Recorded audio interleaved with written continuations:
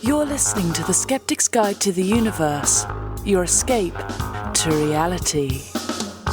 Hello and welcome to the Skeptics Guide to the Universe. Today is Thursday, August 20th, 2026, and this is your host, Stephen Novella. Joining me this week are Bob Novella. Hey, everybody. Cara Santa Maria. Howdy. And Jay Novella. Hey, guys. How's everyone doing? Pretty good. What's happening in the world? You know, Steve, I like things that happen in outer space. Yeah. Just like the next guy over here. They were able to see that moon crater made by the SpaceX rocket. So first off, did you see the picture? It made a crater. Wow. I mean, I guess we should expect that, right? Everything makes a crater. Yeah, without a doubt. I mean, it's not really that great to look at. There's a couple of features of it that are interesting. Like one, you can see like the debris lines coming off of the crater. Yeah. Which, is not that common. The crater is 60 feet across. It's 18 meters across. That's pretty They said big. it was about 10 feet or 3 meters deep. And, that's NASA, really big. 10 feet deep? Yeah. And then how big was the rocket itself? Not that big. Not even close. It was just the upper stage, right? It was the upper stage of a Falcon 9. Okay. Yeah, so the orbiter caught that, got pictures of it. And if you look at the before and after, it's no questioning that it's a fresh crater and it wasn't there before. Yeah, those debris lines are insane. Like the little, psh. The thing about this crater that's different from other craters is we know what created it. Right. And I think that knowing that and knowing like the mass of the thing that hit it is helpful information-wise to understand other craters. Absolutely. I mean, as kind of depressing, I don't know if that's quite the right word, but like as much of a bummer as it is that this happened, it must be a boon for planetary scientists who study craters. Oh, yeah. Because now they have like before and after. That's amazing. This could be a sign of things to come because of the amount of space debris that there is. As uncommon as you might think something from low Earth orbit would make its way to the moon and hit the moon. It's not something that is so uncommon that, we could expect it to have, these things can happen again. Mm-hmm. And it's not good if you think about us having people living on the moon. Well, keep in mind, Jay, this particular rocket launched a pair of moon landers to the moon. So this was on a trajectory to the moon. It's not like this was an upper stage of a rocket that was going into low Earth orbit. Oh, I was wondering. So this rocket was on its way to the moon, and it basically, part of it crash landed into the moon. Well, it's like this was the upper stage of a rocket that was on a lunar trajectory in order to insert these two landers to the moon, these two private landers. So it was basically already heading, you know what I mean? In order to launch something to the moon, you have to be going to the moon. So what happened to the landers? That's a good question.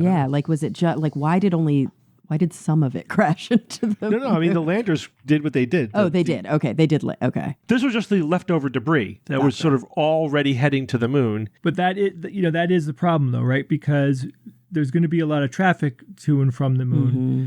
And it's not unlikely that there'll be other circumstances like this where like something was heading to the moon and then it ended up pushing payload away from itself. But then we have to figure out ways to ensure that we're not going to have these, unexpected crashes into the moon.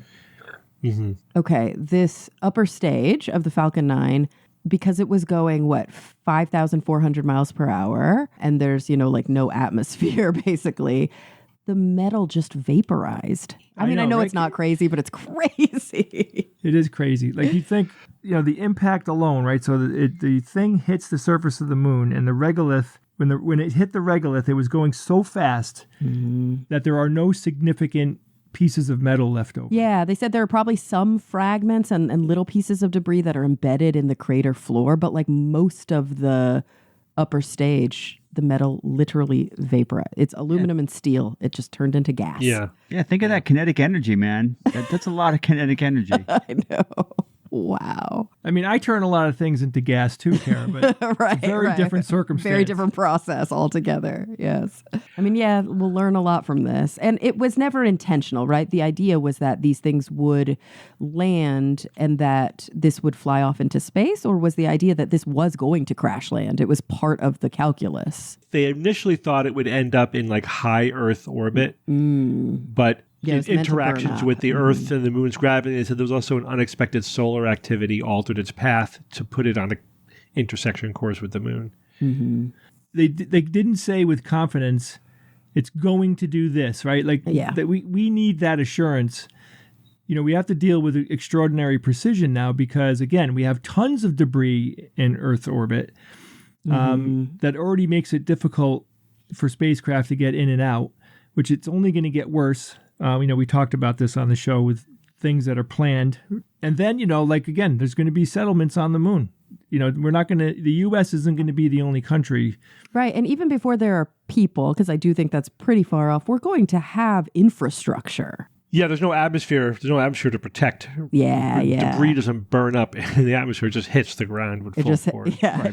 I mean, there's kind of an atmosphere, but it's so minimal. Yeah. It's essentially negligible. Ignore it.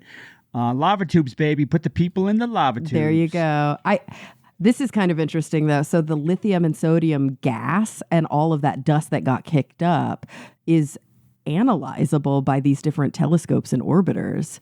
So all of these people are now getting some really interesting understanding of moon composition under the surface because that crash kicked it all up and we're able to capture the specter of some of that stuff. So that's really cool. Yeah, I mean, a fresh crater that deep, that's rare as hell. I mean, I don't think they never dug that deep when they had boots on the ground. So that's kind of a unique opportunity. I know. It's like, oh, I kind of hate that like good will come out of this, but not really. I mean, it is really interesting, but it also, this is how we learn and how we get better, right? This is how we iterate, is by making mistakes. And luckily this mistake didn't harm anybody. Well, the other issue is for rockets that are launching stuff to the moon, they don't really have enough fuel left over to do anything else, right? It's not like when you get into low Earth orbit, you can have an extra fuel to deorbit, or whatever you need to do. Our rockets are just barely getting stuff to the moon. So if that's it, they just be in high Earth orbit. It'll be in some kind of a big orbit when it's done. There's not. It would take a lot of fuel to bring that back down to the Earth and deorbit it. Right. All right, let's move on. Jay, tell us about this new drone delivery system. So as of this month, August 2026, there's 8 companies that are certified by the FAA as part of 135 drone air carriers in the United States. And these companies are Wing, UPS Flight Forward, Amazon Prime Air, Zipline, Causey Aviation, Drone Up, Drone Express, and the most recent one is the DoorDash Air. But the real players and the real race for the consumer delivery is between Wing, Amazon, and Zipline. What's funny, when you sent me the item, it said Zipline Drone Delivery. And I didn't know that was the brand name. Zipline. How are Ziplines involved in the drone delivery? Didn't make any sense to me. Well, it's because when the thing delivers it, Steve, you have to have a Zipline from your garage to the end of your driveway, and you have to catch it. I made that up. Anyway. There are no Ziplines involved. There isn't. But it does use some type of metal lowering line. Yeah. And that's where they got Zipline from. Right. It's not going to land and take back off. It's just going to drop the thing.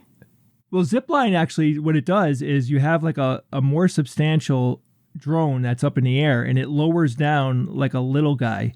Like the rover did. What did they call that? The space, not a parachute. Oh, there was a name for it. Yeah, that was awesome. Yeah, that idea was fantastic. Very cool. So they lower it down, and then it'll drop its cargo off, like an inch above the ground. Mm-hmm.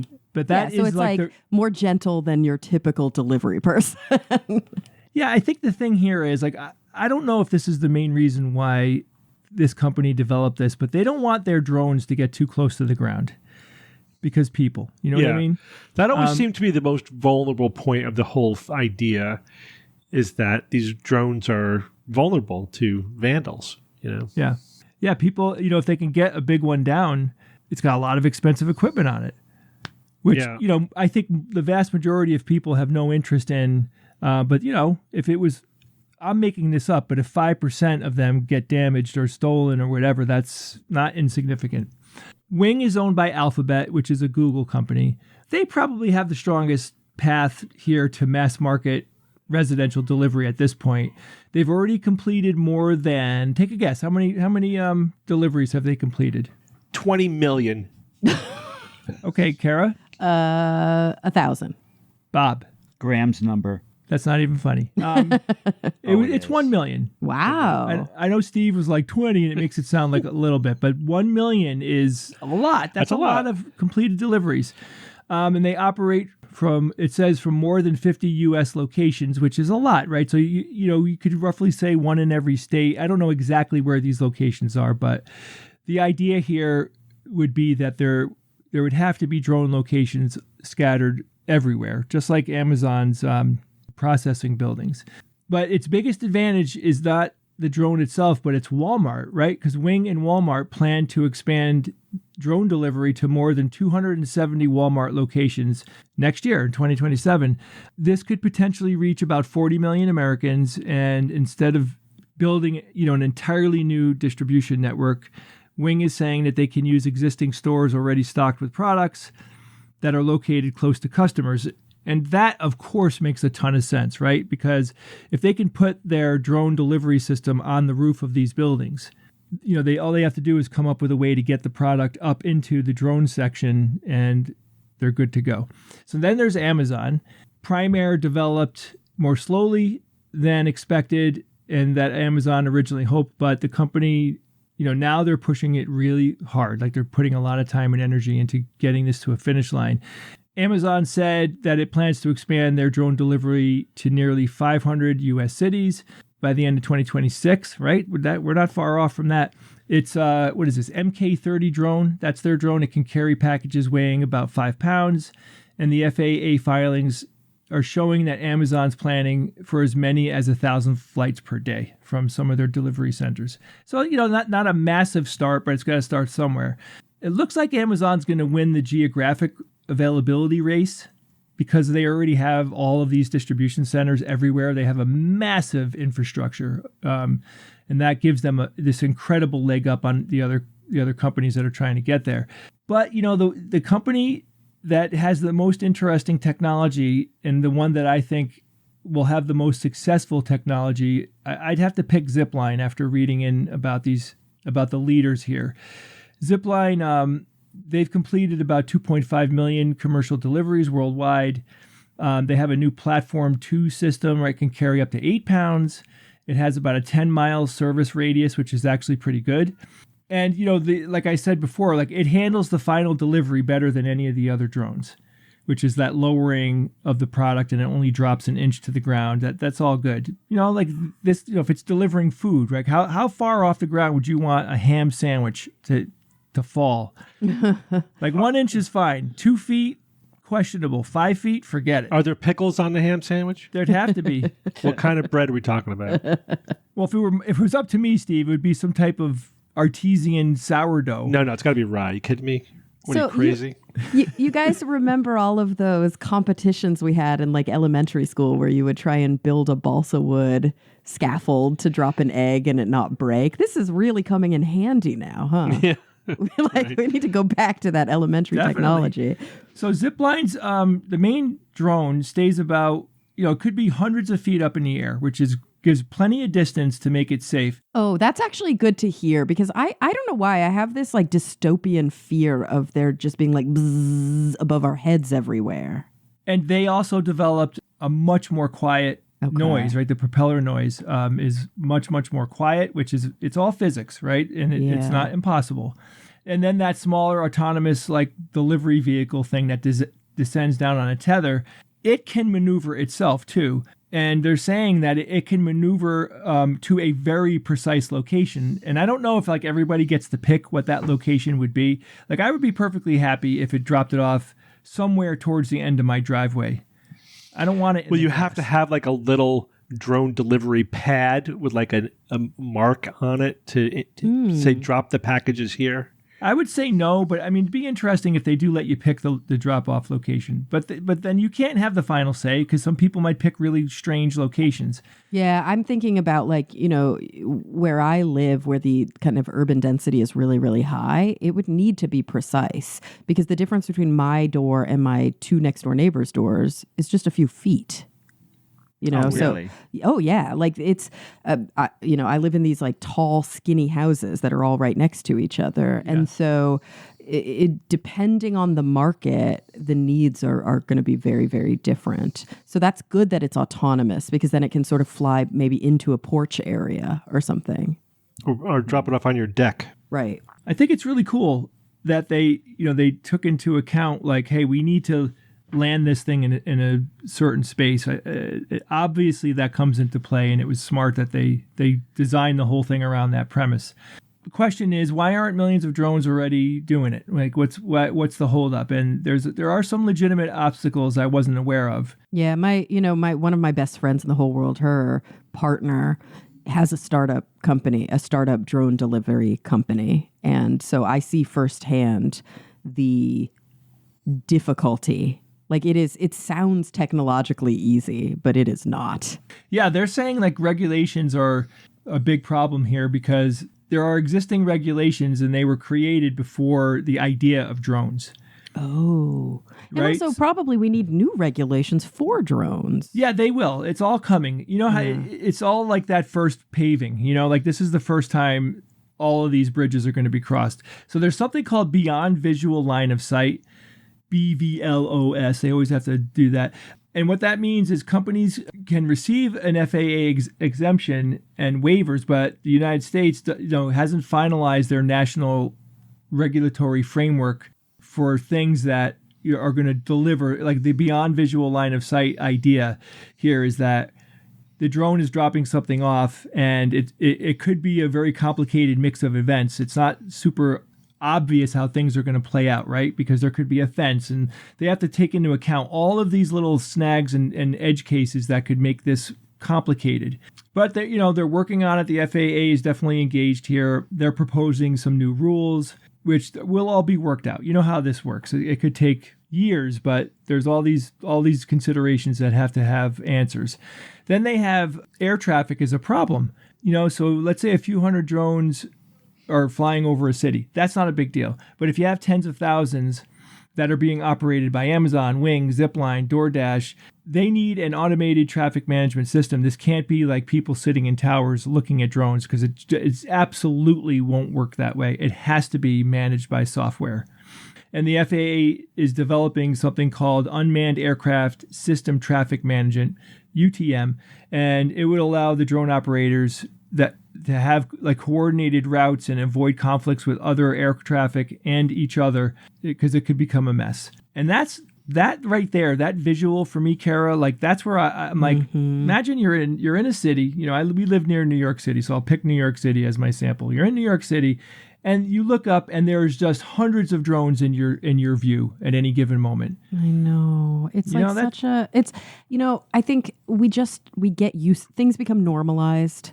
And so we're used to looking up and seeing power lines everywhere. We're used to looking at, in LA, there are always helicopters in the sky, and they're loud and they're ugly and they're a bummer, and they make it hard to sleep at night.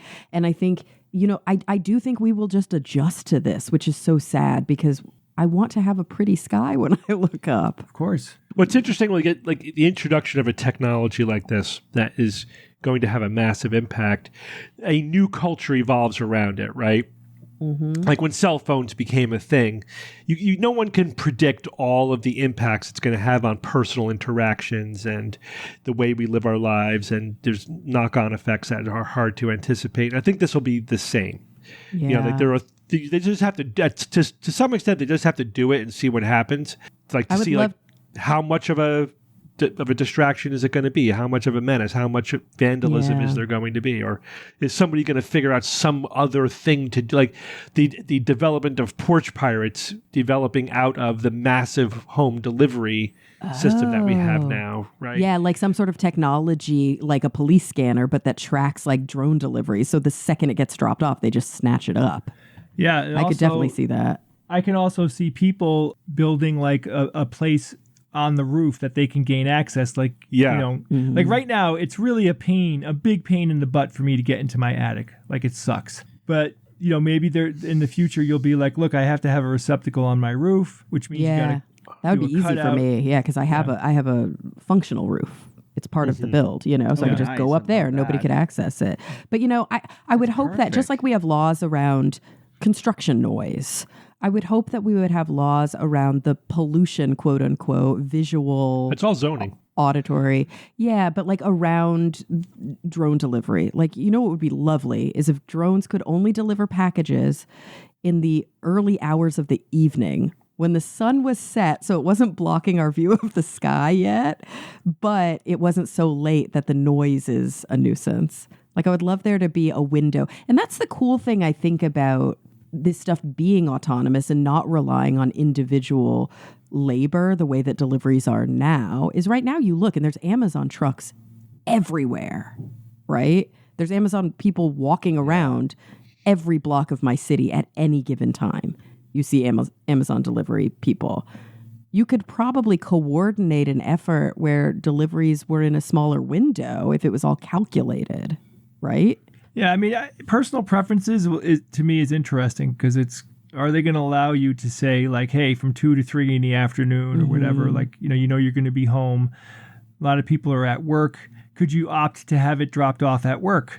Right. Instead of at your home? And could there be restrictions so that whole neighborhoods are drone free during certain hours? Mm-hmm. I would love that. Unfortunately, like by the time all the regulations are passed and all of that has been put into play, I think people are not going to really, we're going to be kind of left out of the equation. You know, then we'll complain if there's a reason to complain, and you know it'll probably go that route. But on the flip side, you could also imagine, you know, a not too distant future where you order something and you literally have it an hour later because a drone just took it directly to your house and dropped it off. And you're like, yeah, this kind of sucks, but I got what I needed in an hour. Well, I'll tell you that is the internal struggle I have every day. And I know that there will probably be like Reddit threads about this and I'm going to get hate emails about this. But like my own morals and political ideologies are at a real kind of conflict with the convenience. Yeah, the convenience of my life. I live in Los Angeles. I can get anything delivered within an hour. Like I have Amazon delivery that can happen within 1 or 2 hours, which is already. Wow. Oh yeah, but I can also Instacart anything, Grubhub anything. Like it's all expanded now. Any store, anything that somebody could pick it up and drive it to my house within an hour, that's done.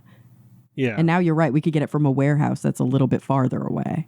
Yeah, guys, I've got an Amazon warehouse that's being finished right now, just miles away. I mean, it's going to be, you know, eventually ridiculous for me. Yeah, but think about like you probably don't want that giant warehouse there, but also look at the positive But you want the side. convenience. Exactly. I mean, I don't mind it. It's out of the way.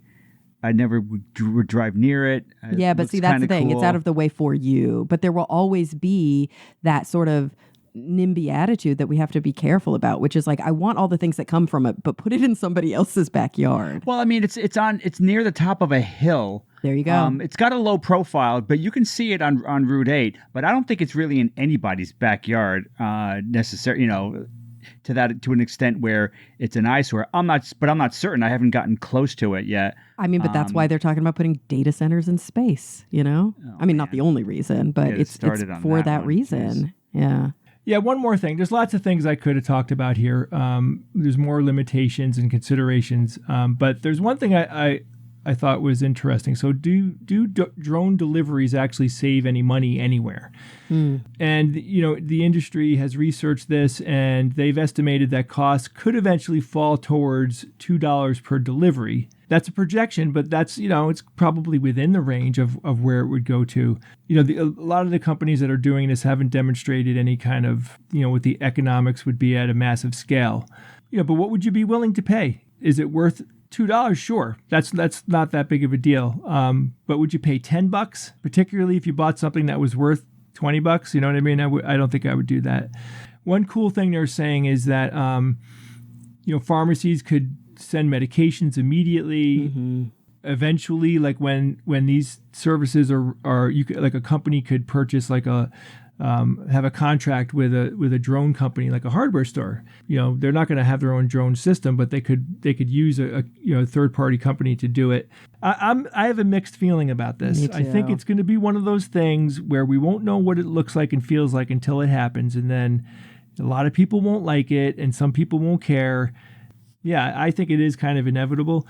The best that we can hope for is that the companies do their best to make it, as least an eyesore and a sound problem as possible.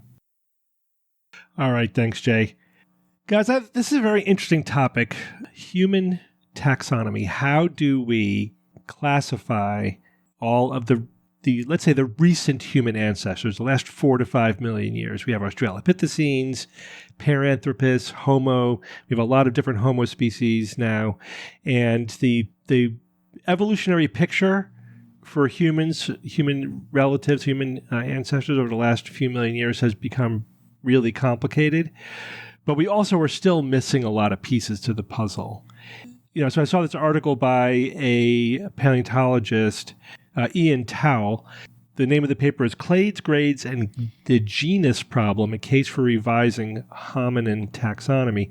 No. He basically, his proposal, I'll tell you what his proposal is first, and then I'll go back and discuss what problems he's trying to fix, which is what the fascinating part, is to make all of that one genus, just to say it's all Homo, right?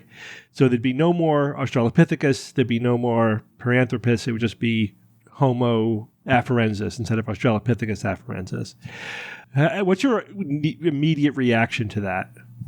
My gut reaction is that sounds reasonable. Sounds reasonable. Yeah. What about you guys? One more time, rephrase the... There are 3 genera of recent hominins, right? Yeah. There's Australopithecines, which are sort of the first to emerge. Mm-hmm. And then out of Australopithecines, probably, evolved the Homo genus, right, which eventually contains us, Homo sapiens, and also Paranthropus, which is like a very robust form of Australopithecus with like really big jaws and big teeth. Okay. And not different enough that they said, all right, this is a different species. This is a different genus. And he's saying, let's just make it all Homo. And yeah, so the question is, why is he proposing this? Why does he think that there's a problem with the current system, taxonomical system that we're using?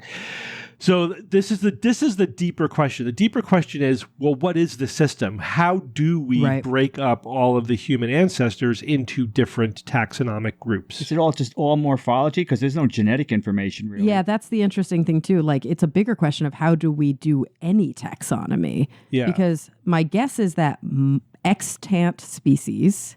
We just have such a wealth of information about them. We could keep splitting until the cows come home. Whereas extinct species, if we wanted to err on the side of caution, we would be more lumpers because we're just looking at shapes. Yeah. So you're dancing around the issues here. You're correct to an extent, but it's a little more complicated than that. Is it tap or jazz?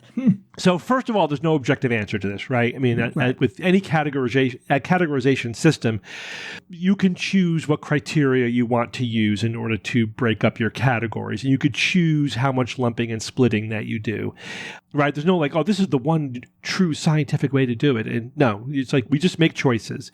The other thing is that it's always going to be a schematic, right? It's always going to be an oversimplification of reality, which is going to be infinitely complicated. Mm-hmm. But we just have to draw lines somewhere. So there's two basic ways in which scientists now are devising, and this is also a false dichotomy, but basically there's the cladistic system. Have you guys heard of that, cladistics? No, yeah. Of course. Hello. So what is it? Those are like the little like upside down V's where it like this gets split into this, and there's different clades that you follow throughout. Yeah, but the key is that cladistics uses one criterion for taxonomic groups, one and only one, and that is evolutionary branching points. That's it. Yes. So that means that a clade, by definition, is a common ancestor and every one of its descendants, 100% of the descendants, right? That's one clade. Does it have to be defined to use cladistics, or are there sort of gray common ancestors where we know there would have been one, even though we've never seen it? Well, there are limitations to our knowledge. Right, exactly. There are a lot of holes. The limitation of cladistics is we don't always know what the evolutionary branching points are. Mm-hmm. But the system is an attempt to align taxonomy 100% with evolutionary branching points. And it's not just a limitation of our knowledge. That's one point. Sometimes we don't know what the branching points are. The other one is the branching points aren't clean, right? Mm-hmm. Humans and chimps, got together for millions of years after we split. And that could have spun things off that were not, like, there's no clean evolutionary branching point in that case. Right? That's a huge problem with cladistics. Yeah. That's right. That's really big. But we have, and Bob, you were not correct when you said we don't have genetic information. We do, because we can now do DNA analysis of fossils, like most famously Neanderthals, but even going back older than that. So we are now, we have more and more genetic information to try to inform. Yeah, but how far can we really go back? Hundreds of thousands of years, right? The oldest fossil out of which we've gotten DNA is a 1.2 million year old mammoth fossil. The vast majority of these fossils are just too old to get any genetic information. You're correct. You are correct, and that is a limitation.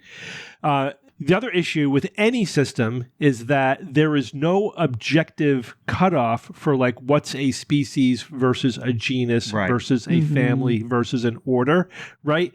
Like that there's a lot of wiggle room there as well. And in the cladistic systems, every branching point isn't named, right? It isn't a taxon because there's too many of them. So they have to arbitrarily decide which branching points are big enough to deserve a taxonomical group name. What a mess. It's a mess. Now, what's the other system? The other system is the Linnaean system, right?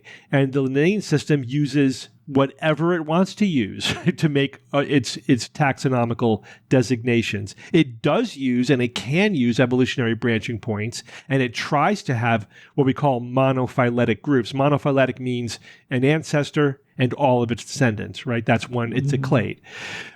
But the Linnaean system uses non-monophyletic groups, polyphyletic or paraphyletic. So paraphyletic means that it's an ancestor and some of its descendants, but not all of its descendants. So you may have descendants in different groups, but not all the intermediaries. And polyphyletic means that it includes species from different groups, right, without everything in between. So they're kind of similar, but they're sort of technically slightly different. Whereas monophyletic, ancestor in every single descendant. All right, so, but the Linnaean system, which is what we have been using for human taxonomy, is the big advantage is that it's based upon what you can see, right? Yeah. So you could define a group by a morphological feature or multiple morphological features. If you have these three things, you belong to this group, and therefore you get a new fossil. Does it have these three things? You're a member of that group, And so it's very easy. You don't need genetics. You don't need to know the evolutionary branching point. And so it's very pragmatic from that perspective. But some scientists, some paleontologists say, yeah, but you end up with these paraphyletic groups that aren't real evolutionary groups, and it doesn't reflect our evolving understanding of the evolutionary relationships, and So that's where we are with human evolution. So, like, for example, the Australopithecine group is a paraphyletic group. It is not a monophyletic group. It is not a clade. And Towle makes this point as well, that those anatomical features that we are using to define the Homo genus and the Australopithecus genus and the Paranthropus genus are breaking down as we find more fossils that have a mixture of features that we previously thought were unique to one of these paraphyletic groups. Does that make sense? So, like for example, a large brain was one of the features of the Homo genus, but then we found Homo naledi, which has a really small brain, more like in the Australopithecine range or somewhere in between. And so it's like, okay, so is that still a feature of Homo now? So it's kind of those criteria that we developed are breaking down. So that's kind of the problem he's trying to solve here. I think it also oftentimes part of our definitions of speciation, whether they're explicit or implicit, has to do with a lack of ability to interbreed. And what we often don't consider with some of these hominid species is how much after the fact. They were all hooking up, I'm sure. Yeah. And so now all of a sudden, well, is this something where it had to do with, kind of divergent evolution, or is it something where then later these two groups rejoined and shuffled their genes around? That's why I think that there's gene genetics flow for migration is also really complicated for that reason. Yeah, so there probably was a lot of gene flow among these groups, absolutely. And that complicates it as well. So that's what we currently have. And that's the problem he's trying to fix. It's a mess. We have a non-cladistic system with paraphyletic groups. We're basing our designations on features that are becoming every time we discover a new species, it complicates our system, and it changes the way we're ranking these. We're nesting these individual species into genus groups. There's another problem. It's not like here's a new puzzle piece. It's like, oh wait, here's another piece. Now the puzzle just got bigger and more complicated. You're right. Yeah, it's getting more complicated with each new piece, not more clarified. That's rough. But Steve, shouldn't we just be ignoring like these biological edge cases and just basically say it's a dualistic system? These aren't edge cases. These are actual species. But I hear what you're saying. You got what I was saying. Right?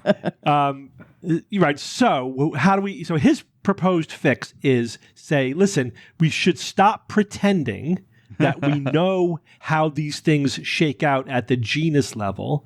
There's no way to make it work cladistically. One reason why it can't work cladistically is because you can't have one genus nested within another genus if they're both clades, right? It has to be a subclade, which means it has to be a subgenus. So then we'd be breaking this all up into there's families, then below family there's tribe, then below tribe there's genus, then species. But we need super tribes and subtribes and super genus. Like we would need to be, breaking it up significantly in order to be able to have all of these things be monophyletic clades. Right now we know they're not. Like there's no way really to rectify the way we currently have Australopithecines, Homo, and Paranthropus into cladistic groups. So he's saying just forget the whole thing. Just make it all one genus. That kind of fits better anyway because the human genera are very narrow temporally, meaning that they're very shallow in terms of time compared to other animal groups. And so this is actually because we're kind of breaking it up really fine. But in reality, this is probably all just one genus, and we're just looking at now just subgroups within a genus. So everything would just become Homo afarensis, Homo africanus, Homo naledi, right? Homo neanderthalensis. Everything would just be Homo. And Steve, what would be the distinguishing characteristic that would mean you could not be in the new Homo group? So he's basically saying everything in the last 4 to 5 million years. So there still will be Australopithecines, but that are older than that, or there would be other genera that are even older than Australopithecines. He's not touching those. He's just saying everything in the last 4 to 5 million years. And so the advantage is that it would make it easier to name and to classify new species because it's not new hominin species because it's not going to be breaking our system every time we find something new. Right, so he says it addresses the problem of non-monophyly. It avoids conceptual difficulties associated with genera with shallow time depths, and it facilitates a more coherent evolutionary comparisons with more stable taxonomy. That's the other thing. It creates stability. If your taxonomy changes every time you find a new species, then that creates instability and also is a problem for the literature. This way, it won't change because everything is the same genus, so it would create stability. But there's limitations. One limitation is the loss of taxonomic information, right? So now with only one group, we're losing the information we had by breaking them up into multiple groups. Mm-hmm. So he said, but he's saying, all right, but this would be greater consistency, greater transparency, and he said this would work. Now, this is just his proposal. We have no idea if the community is going to pick up on this. But at the very least, he's identified a very interesting problem. He I think explains it very well and shows what the trade-offs are, right? Categorization is all about trade-offs. And we'll see, maybe people will propose other things. Like, for example, we could make a tribe above all of those genera, which we could call Australopithecini, right, which is the suffix you use for a tribe level. and that contains all current Australopithecus, Homo, and Paranthropus species. Wait, Still gives you the problem. What's this tribe shit? What's this that? Tribe crap, man. I never heard of tribe. Tribe's a in new this thing. Tribe is classification below family, above genus. When Do we did that apply happen? it to other organisms or only Yeah. hominids? That's Oh, across okay. the board Wow, taxonomically. never heard of that one. Stuff's changing, Bob. I know. Like every time, like if I haven't delved into this for a couple of years, like there's new shit going on. No. So, but that still doesn't solve a lot of the problems. We still have to. The thing is, we still have to figure out then within that, like what do we do with the genera Australopithecus, Homo, and Paranthropus, and we don't know precisely what their relationships are. So it doesn't really solve the problem. It just sort of Is creates. it kicking the can up the tree? I mean, Yeah, kind of. It's kicking the can up the tree, but yeah, I think it's a mixed metaphor, but sure. Yeah. So the point is there is no solution until we really flesh out all of these relationships, until we know what the evolutionary branching points are. So I think whatever system we currently use, Tao doesn't specifically say this, but I think anything we currently use is a placeholder. This is just like, all right, and I think keeping the placeholder where it is also fine because it's, again, we're not pretending to be cladistic because we don't have enough information to be cladistic. We're just saying we're going to just lump them based upon the features we can see, right? The morphological features we could see. We'll do the best we can to put them into an evolutionary tree. But until we know where the branching points are, we can't really resolve all these issues. So we do have to just say this is what we'll do for now, and then maybe in 50 or 100 years when we have a lot more information, we'll rework everything again into a more of a consistent system. But that is a trade-off too, because that causes problems for the literature. You know, we're calling a species one thing and then we're going to rename it to something else. It's going to make reading the literature before that point difficult, right? Yeah. So it's a dilemma. There's no solution. It's just that we have to just sort of pick our poison. But I like it as such. It's complicated, but it's such a great example of all of the trade-offs that we confront when we try to impose any classification system on something as complicated as nature. There are no answers. There are just trade-offs, you know? All right. Kara. Yes. Tell us about, this is something I've had my eye on for a while. I think we've covered it a little bit on science-based medicine, but tell us about this peptide wellness fad. The reason that this is in the news now is because there was a recent FDA advisory panel vote. So there's an FDA advisory committee that got together to talk about specific peptides that have historically been on a list basically called Category 2 of the bulk substances nominated under sections 503A or 503B of the Federal Food, Drug, and Cosmetic Act. So these bulk drug substances on the Category 2 list have historically basically been defined as things that compounding pharmacies cannot put into their drugs because they are unsafe to do so. And a lot of peptides are on that list. Well, what are peptides? They Proteins. are... They're like smaller than proteins. Well, a peptide specifically Amino refers acids? to a chain of amino acids that has not folded into a specific protein. Protein requires three-dimensional folding and structure. Yeah.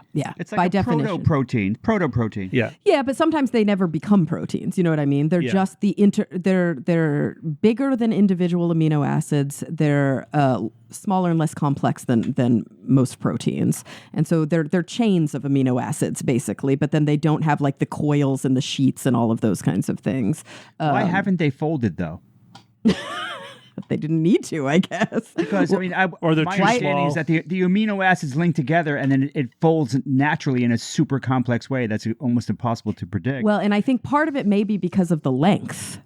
Part of it, I think, is because they're small, but also, Bob, that folding does not necessarily happen spontaneously. There are mechanisms in the cell to fold proteins.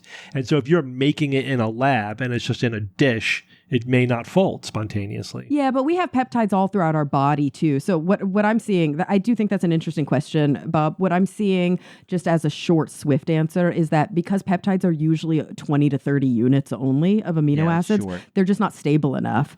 They're too short to make those bonds that are needed to make them lock into the fixed structure. So they would just like be changing shape all the time. God, that makes sense. Actually. Yeah. Okay. So usually proteins are 50 plus amino acids, and usually peptides are 30 or fewer. But I'm sure there's just like you were just talking about, Steve.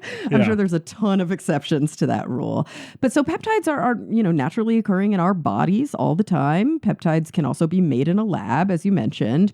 And I think probably part of the peptide quote craze that's happening right now, part of it is probably due to GLP-1s. Like if we're going to be honest, GLP-1s, which are glucagon-like peptides, are recently, they were actually FDA approved quite some time ago for type 2 diabetes, but as we know, recently have broader appeal because they've been FDA approved across several different manufacturers for weight reduction. And, research is showing a lot of really positive benefits from these specific peptides called GLP-1s. Yet, RFK Jr., he's often touting the kind of, quote, efficacy. I don't even know what he's touting. The wellness panacea nature of peptides to cure all that ails you, right? And so there are all of these like if you do a deep dive into all of the peptides that are on the market, and it's really questionable if they're legally on the market. Definitely they're not FDA approved. Okay, there are about 100 therapeutic peptides that are authorized or approved. So like GLP-1s, fully vetted through the FDA approval process is probably like around 100. But there are a ton of unapproved or compounded peptides. And that's where things get really interesting, right? The compounded peptides, I guess, is the that's the exception. That's because generally they should be illegal. Like that's an unapproved new drug. If they're being sold as drugs. The problem is sold as drugs. You can always just call it a supplement. Yeah. Well, even as a supplement, you can't just call it a supplement. Remember, you have to, as soon as you attach a disease to it, it's a drug. So you have to say this will enhance your whatever, your well-being. You can say that. Yeah. This is how do they say it on like a lot of these different kind of gas station supplements? Like this will increase your libido, or this will make you stronger. Wait, what this will increase libido? None of it, Jay. None of it. It doesn't work. Come on. And so the problem is that we've got people like RFK Jr. and other like wellness influencers. I'm going to call him a wellness influencer. That's his he's title. Technically, Kara, what we call a jackass. There you go. Yeah. I could use his official title, Health and Human Services Secretary, but instead I'm going to call him Wellness Influencer Jackass Robert F. Kennedy Jr. He's often touting that peptides, are the solution to all of your problems. And so, under his influence, an advisory panel got together to look at a bunch of different peptides that are thought to be, I'm doing air quotes here, or that are already kind of marketed, illegally or not, but definitely not as drugs, for, quote, sleep issues, wound healing, cognitive disorders, and more. And they're basically what they were coming together to vote on is a very sneaky way to get these peptides available to the public and kind of circumvent a lot of regulation that exists right now. So as I mentioned before, there is this list, the bulk substances list, and under 503A and 503B of the Federal Food, Drug, and Cosmetic Act. So Category 2 includes substances that, by definition, according to FDA, research and policy and vote, present, quote, significant safety risks. And because of that, they are disallowed from being used by compounding pharmacists in their compounds. So they can't add these things to a pre-existing drug. They can't compound with these things and say, here's a new compound that, has this effect. And when you look through the list, I mean, it's for good reason. Like, this is associated with cancer of the breast in women who are exposed while pregnant, or this other thing was known to cause adverse effects, including death in the pediatric population. This thing is really hard to dose correctly. And, evidence shows that it can lead to cases where children and adults have died when they were mistakenly given this. So there are a lot of reasons that each of these compounds was added to the list. You can go to the list, you can read when it was added to the category, which category it was added to, and exactly why, like the evidence base for that. And so this group got together to look at a handful of them and to vote as to whether or not they think they should be taken off of the list. And they voted, yes, take them off the list. We don't want them on the list. We want to be able to sell them. Why? Interestingly, all the people with ties to the peptide industry are the ones that voted for it. Exactly. Like, who are these people? What is their vested interest? What do they stand to gain from this? Now, it's actually a little more complicated than even some of the articles that are writing about this vote say, because basically they sort of stop there. The panel voted to increase consumers' access to these peptides.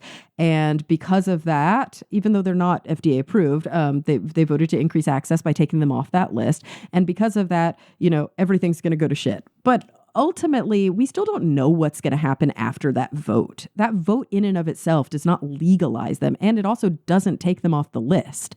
Congress still has to make decisions about that. These are just committee recommendations. The problem is the other people in the FDA voted they need to stay on the list. Mm-hmm. The other people in the FDA looked at all of the available evidence and said, no.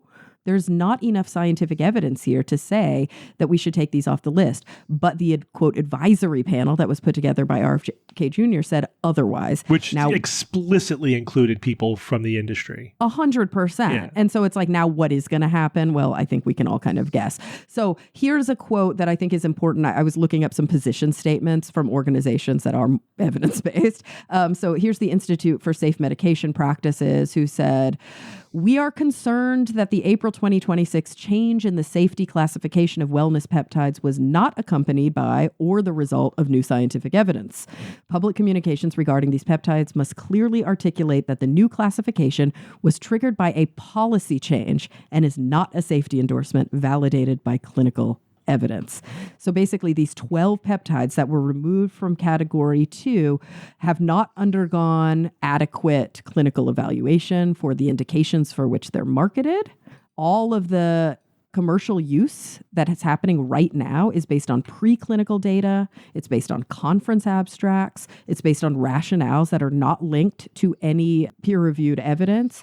And without that evidence, there is just no way to know how safe these things are. And that's the fear, is that now a bunch of people are going to be guinea pigs. I mean, we know that there's already a black market, and even they're calling it here a gray market, where people are going to find stuff, even if it is illegal, and they're going to push past the regulations, and they're going to choose to be human guinea pigs. The fear here is that this legitimizes it. So people who don't know they are engaging in beta testing a drug that hasn't, not been shown to be effective or safe is going to think that it is effective or safe because a government panel said so. Mm-hmm. And that's really scary and really, really dangerous. And it's just yet another example of ideology and political influence. And of course, as you mentioned, Steve, which really this is what's guiding all of this, commercial interests is influencing policy decisions that downstream could have massive negative implications for health and human safety. And again, what is wellness influencer RFK Jr.'s actual title? Punk. He is the Secretary of Health and Human Services. Mm-hmm. And he is making explicitly unhealthy decisions for human beings. Yeah, he's terrible. And we do have a history to go by here. Like if you look at just the past 100 years or 50 years of any kind of treatment that came onto the market or people were using prior to adequate scientific research, how did that all work out in the end? Almost every time It turns out to be, it was unsafe or ineffective. Right? It's not. Yeah. Try to think of an example of something where people were recommending its use before adequately researching it, and it turns out, oh, this works great. No. Even with adequate research or the bare minimum adequate research, we have to continue to do studies because there have been examples where we vetted a drug minimally, but by a minimal standard, and then later found out that we needed more evidence and we had to pull it off the market. Sure. Having not even any minimum standard has never worked out in our favor. Yeah. It's so incredibly dangerous to just assume that because people on the internet are injecting themselves with peptides and then saying, I feel really good now. Which means nothing. Oh my gosh. Yeah. Like, there is a reason that there is a very strict vetting process for FDA approval.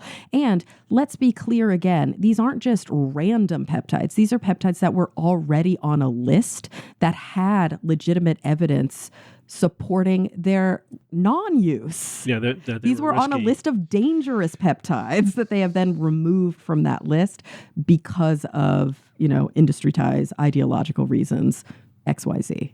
Ugh.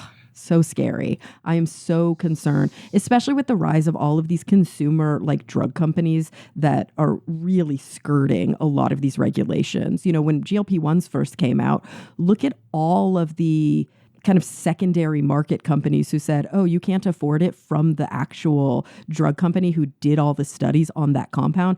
We'll just make our own version and you can buy it from us. Right. That right there is really dangerous and scary. And it's sort of in that gray market area. This feels like we're taking things that are black market and just fully putting them on the market. Mm-hmm. Oh, so dangerous. Yeah, there's also another loophole you didn't talk about is that sometimes these get sold for research use only. Yeah. That's a big way people are buying them. It's just a loophole to get them out there, but really people are doing it for personal use, not for research. 100%. And I think you see this with a lot of illegal use of things like anabolic steroids and other peptides. Yeah, it's look at the label and it says not for human consumption. Right. But then there's, of course, some, literal cookbook online of exactly what your dosage should be based on these biohackers. And it's so dangerous because these are not pharmacologists who are touting this or promoting this kind of regimen. And I love this quote at the very end from a scientist in one of the articles I read. Allowed to be compounded does not mean FDA approved. For most wellness peptides, the human evidence is thin, the right dose is unknown, and you can't be sure what's in the vial. I myself personally would not be injecting myself with any experimental molecules. Yeah, don't inject yourself with experimental molecules, people. Yeah. All right, thanks, Kara. All right, Bob, tell me about NASA's radiation vest. Or I guess it's an anti-radiation vest. I would hope so. No, it releases radiation into the astronauts. All right, guys, did you hear that NASA has tested a new solar space radiation vest for astronauts, and it has also shown promising capabilities? How cool is that? This is what astronauts need. All right, so let's see what it can do and what it cannot do. This is from the journal Science Advances. The name of this study is weirdly jargon-free. The name of it is First Evaluation of Wearable Radiation Protection for Human Deep Space Exploration as Flown on Artemis 1. Pretty much says it all there very easily. So we've mentioned many times over and over on the show how problematic space radiation is for people outside of our magnetosphere. It's one of the primary concerns for astronauts. So let's get to the vest. The vest's name is AstroRad, which is a pretty good name, pretty solid name, I think. RAD in this case is an acronym that stands for Radiation Absorbed Dose. It weighs, what do you think this thing weighs? 57 pounds. Yeah, screw you. No, it's 26 kilograms, which is about 57 pounds. This was developed by Israeli startup STEMRAD and U.S. aerospace company Lockheed Martin. The key thing here with this vest is that it's hydrogen rich. It uses a hydrogen rich polymer to protect against proton radiation, solar proton radiation. This is essentially Polyethylene, plastic water bottles are made out of it, plastic bags, milk jugs, squeeze bottles. These are made of polyethylene, so this is a primary ingredient in this vest, and it's used because it's so good at efficiently slowing down protons, and it also, very importantly, creates much less secondary radiation, which could be really bad. Secondary radiation is not your friend in this context. The vest is also not a whole body vest. It's mainly torso area. It focuses on areas that they consider to be especially sensitive to radiation. It's also not intended for daily use. It's designed for times in the ship when there's elevated solar radiation and you need additional protection than the ship can offer, or additional protection that even the shelter on the ship can offer. Now, Bob, when I was looking at the vest, I was very interested in what parts of the body they consider to be radiation sensitive. So I looked into it a little bit, because specifically it does not cover the thyroid, which is very radiation sensitive. And what I found was this isn't designed to protect against future damage from radiation, but immediate acute radiation damage. So they want their astronauts to be able to function immediately after getting exposed to radiation. This is not designed to prevent cancer 30 years down the road, which is interesting. Yeah, see, I'll get into a little bit more detail about that. So the experiments themselves were basically groundbreaking. The study's lead author, STEMRAD researcher Jordan Horry, said, this is the largest experiment ever conducted to determine astronaut radiation exposure beyond low Earth orbit. Now, the vest flew around the moon in 2022 on the uncrewed Artemis 1 mission, and they used mannequins. They put the vests on mannequins, but they didn't call them mannequins. They had a far superior term. They called them phantoms, which is just like, okay, call them phantoms. It's such a fun word to use in this context. The vests were strapped on these phantoms in a seat in the Orion capsule, and the mannequins themselves are not your department store mannequins. Obviously, a lead author, again, Jordan Horry, said that these are made out of tissue equivalent resin. The material that they're made of interacts with radiation in the same way that human tissue does. They had several different densities of this resin, representing, for example, lung, bone, soft tissue, etc. Now they named the phantoms Zohar and Helga. The Zohar Phantom wore a vest. The Helga Phantom did not. And of course, there's also many radiation sensors interspersed, all over the mannequin. Now, the researchers described the Phantoms as female. Helga is clearly female. Zohar, I did some research on the name Zohar. It's a lot of people describe it as unisex. A lot of other websites describe it as female. But either way, they are describing the Phantoms as female. Why do you think that they're doing that? And Steve, this is a little bit related to what you were saying. They did that because they specifically focused on female anatomy, because women statistically face a higher risk of radiation-induced cancer. So that's what their focus was. And the men would also be protected as well. But it just tickled me a little bit, because it's one of these rare cases where women were actually prioritized in research over men, which doesn't happen as often as you think it does. And historically, the record has been actually very horrible. But so that was interesting. So the biggest problem with this research was that there was no major solar storm. It just, that's all. You can't predict those things especially over the short term, and they just didn't encounter a big solar storm. So they needed to do that, right? So they used the data collected as Orion passed through the inner Van Allen radiation belts around the Earth as an analog for the intense solar radiation. And what they did then was that the data was scaled to predict how the vest would have performed probably during intense historical solar storms, one in 1972 and in 1989. So they took the data and kind of statistically massaged it so that it was like the vests had gone through really intense solar storms that we've experienced in the past. The one from 1972 was actually was after the Apollo 16 moon landing and before the Apollo 17 moon landing. Luckily, because if the astronauts were en route to the moon or on the moon in 1972 during that storm, they could have had a lethal exposure. That's how bad that storm was. So they actually got very lucky there. So the results of these experiments were that there was a 60% lower effective dose for the 1972 solar storm, and there was a 40% lower effective dose for the 1989 storm. And the researchers tried to give it a more intuitive, I guess you would describe it, a more intuitive way to describe these results. And they described it as avoiding the radiation would be roughly similar to avoiding 193 days of normal deep space radiation exposure for 72 scenario and 131 days for the 1989 event.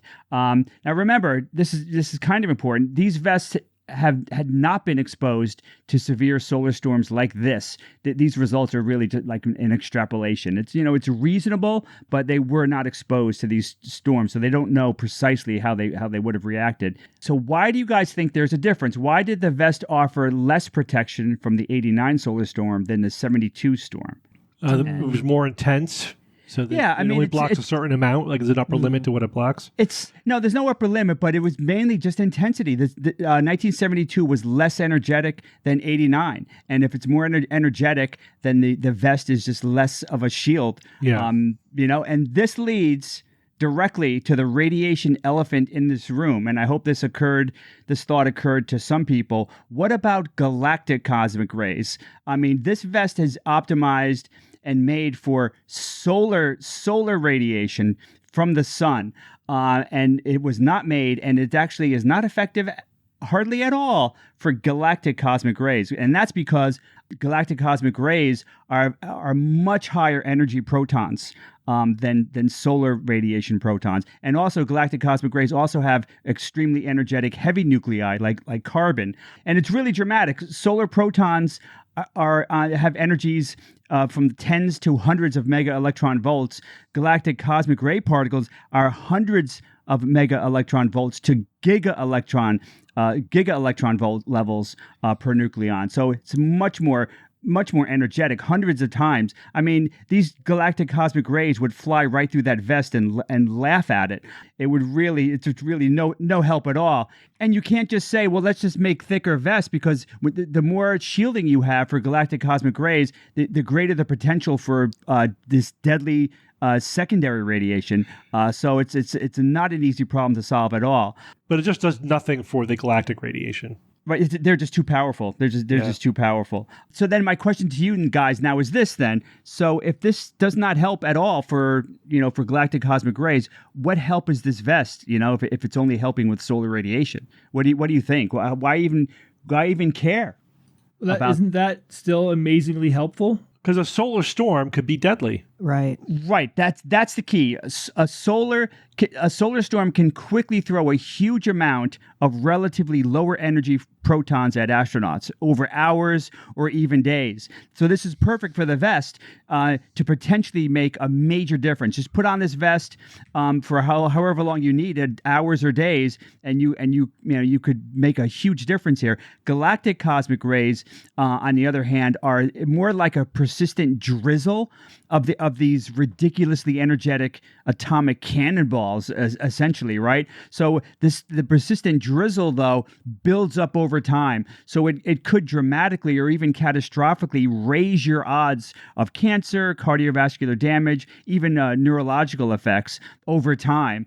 If you want to protect against galactic cosmic rays, you would require tremendously more expensive mass. You need a lot more mass, which of course costs a lot of money to get on your vessel and in space. You need a lot more mass to protect you. Similar, if you wanted to do anything similar to what AstroRad does for solar protons, you would need a tremendous amount of mass around you, so much mass that you would even guard against the secondary radiation. But it's just way too cost prohibitive, and we're not going to see anything like that for the foreseeable future. But for relatively brief missions to the moon, though, this vest could offer substantial emergency safety benefits without the need for expensive and heavy shielding around the Orion capsule. I mean, I would imagine, you would have a sheltered area on your ship that it offers decent protection. And if you needed extra protection, you put the vest on. And they're even talking about constructing some of the materials in the ship that hold cargo and having those materials have extra, hydrogen-rich materials inside them as even more protection. So this is great. This is great news for Artemis and any moon missions in the future. Traveling to the moon, working on the surface of the moon. If there's a nasty solar storm headed your way, this could potentially save lives for sure. This was an interesting advance. The galactic cosmic rays, though, that's going to be a stubborn problem for a very, very long time. And I'm not sure exactly how that problem is going to be solved. Maybe they might, it's a matter of just getting the mass up there. Like water would be good, but how heavy water is, or some new technology using magnetic and electric shielding, which could help a little bit, but not fully. I don't know. That's a huge problem. But so, Bob, one thing I was interested in is that they said this is not meant for daily use, but just like during a solar storm. Yes, right. But if you're in zero gravity, who cares how much the vest weighs? Right? I mean, I wonder how restrictive it is just physically, not the weight itself. Yeah, they didn't go full body because they also didn't want to have the cumbersome, they didn't want to make it cumbersome for moving. Although true, if you're in microgravity or 0G, then it wouldn't be that cumbersome. Yeah, sleep in the thing, Yeah. If need be, they could definitely do it. That's true. But also if you're working with equipment, you don't want it to get in the way. And don't forget, Steve, every ounce matters, Oh, I know. It's more of the weight that's on the capsule. It's not the weight on the person, right? Right. That it's heavy to wear. It's heavy to put on a capsule and to launch it to low Earth orbit. Right. Yeah. That's a factor as well. And maybe that they're not factoring in as much as you might assume they would about future risk and how it might impact you in the future. Mm-hmm. Like that angle you mentioned, I hadn't come across. It's more of a short term, make them live. Yeah, and that's the case. If it's the radiation is that bad, it could very well be, well, we're going to save your life. This storm is so bad. Like if it's like at the 1989 level, they might very well say this vest is going to save your life, but man, you're going to have a 30% increase in your chance of these nasty effects from the radiation because of it. But that'd be worth it. I mean, still kind of worth it. Still better than nothing. All right, thanks, Bob. Jay, it's Who's That Noisy time. All right, guys, last week I played This Noisy.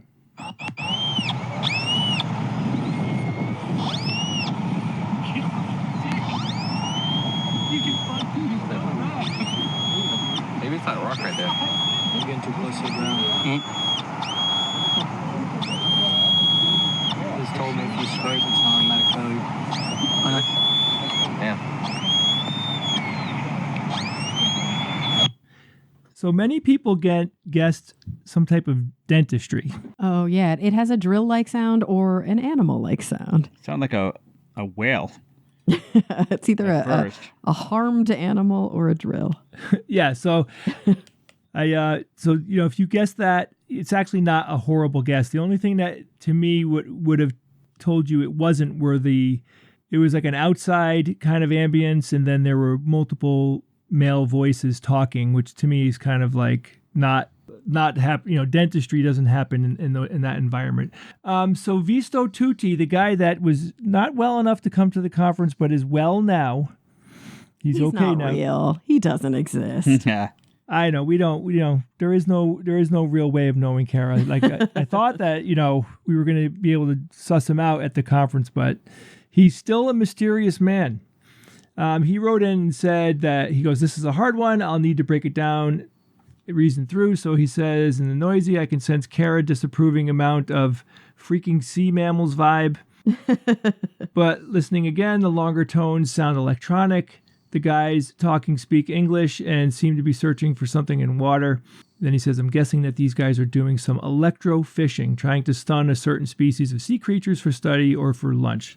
That was a rational pathway assessment, but you are incorrect, sir. let's continue.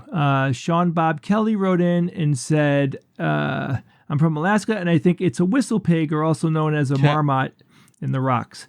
So excited. I think I actually got it this time. I did look up this animal. There is a whiskey named whistle pig, so it makes it a little bit more difficult to search on that term, but you will find the animal. It's not it, and it does make a cool sound, but it is definitely not a whistle pig, but thanks for guessing. Michael Blaney wrote in and said, "Hi, Jay. It was great meeting you all in Sydney. Glad to be home or missing the travel. Glad to be home." 2 weeks is a long time. The time change is difficult, but we had a wonderful time, and we're already talking about our next couple of events. So we definitely didn't lose any steam in that direction, but I'm being in my own bed. You know what I'm talking about? You can't beat that. He says he's guessing it's a frog. It's making some weird and wacky noises. Not a bad guess, because there are frogs that make these peep noises that are kind of like this noise. Not 100%, but that was not an awful guess. Evil Eye wrote in. I got a lot of my regulars here.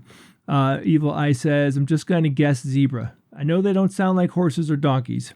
It is not a zebra, but it's, again, not a bad guess, because some animals like that make weird high-pitched noises. Do you guys want to guess before I tell you what it is? Is it an animal? It's not an animal. Is it something that drills? It is not something that drills. Then I have no idea. All right, so I got 2 correct guesses that I want to. These are the first 2 people to tell me. So the first person said a detector that is metal. He means a metal detector, right? And the next guess, the first guess was from George Burwood, and the next guess is from George in Oregon. And George's guess was a metal detector. He said probably a handheld one used to localize the fine after the main detector got a hit. Okay, so these guys were close enough for me to give them the win, because it was very particular what this item is.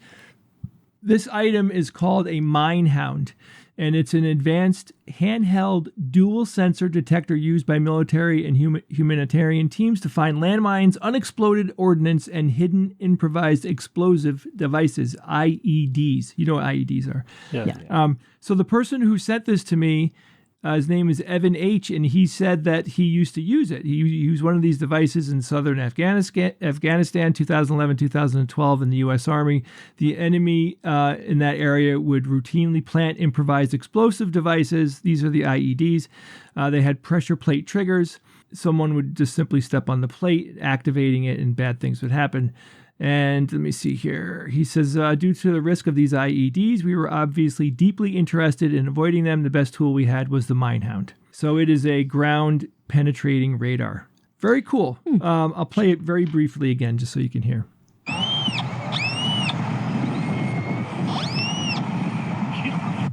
Okay, there you go. Jay, do you know what you call somebody who uses a metal detector? No. They call themselves detectorists. Oh my God. Yeah, they get very... I thought there was going to be like a punchline. I thought that was a dad joke, yeah. No, it's because there was a show called The Detectorists, and it was a really funny show. I highly recommend it, actually. They could have done better than that. And yeah, and of course they get very uptight if you call them a metal detector. Like, no, this is a metal detector. I'm a detectorist.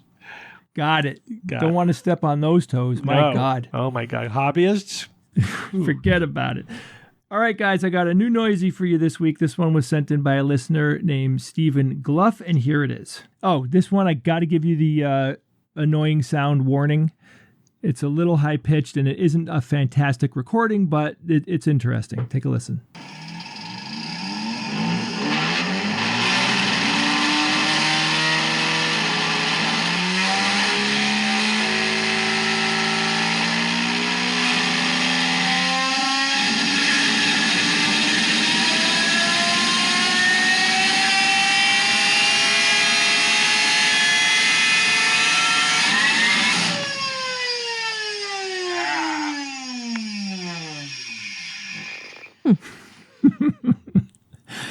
This one is kind of strange, but very cool.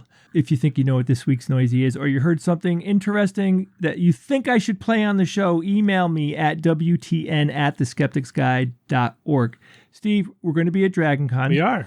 And we have a private show that we're doing at DragonCon at the American Hotel, which is not too far off the beaten path. That event will be on Saturday, September 5th at 8 p.m. But if you want all the detailed information, you can go to theskepticsguide.org and look under our events page. And while you're there, you'll also see that we're giving a whole bunch of talks, and we're doing most of them, or we're doing panels, and we're doing most of them with Mr. Hubicki. This is Christian Hubicki, who is our roboticist friend. We're going to have a lot of fun. These are going to be great panels, so we hope that if you're there, you can at least catch one or two. It's funny, we always refer to him as our roboticist friend, but most people probably know him from Survivor. Survivor friend, too. Which is completely incidental to our relationship with him. Christian is so much more than Survivor. I know. A couple of other things, Steve. Don't forget that we have the Political Reality Podcast that is dropping shows weekly. This is a political or politics-based show. It's not about pointing fingers and bashing people. It's about truly understanding the topics that are coming up, to give everyone a well-needed education on civics and understanding government in a way that in a skeptically aligned way. So give it a try if you haven't checked it out yet. Another thing is, if you'd like to support the SGU and the work that we do, you can go to patreon.com/Skeptics Guide. Any support that you give would be greatly appreciated. We are going into a very difficult year here in the U.S.